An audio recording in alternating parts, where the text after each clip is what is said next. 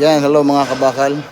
So, mag-workout muna po tayo ng whole body workout kasi kabalik-balik ko lang ng workout kasi I think 5 days po akong walang workout. So, kailangan mag whole body workout ako.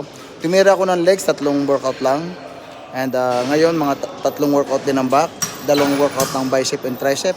Shoulder, ganon din, 3 workout. Chest, 3 workout din. Saka nag-calves na rin ako. Yun. Then tomorrow, mag-i-start tayong mag-workout ng normal workout. Like chest, tricep, back bicep, shoulder, trapezius, and legs. So, ayan guys, yan ang mga tamang workout. Depende naman sa inyo kung anong gusto nyo. Kung mag-workout na kayo ng chest, okay lang yun. Kung mag-workout kayo ng back, okay lang yun. Then by try.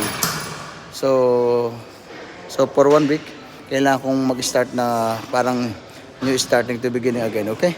So ayan guys, maraming salamat and God bless. See you.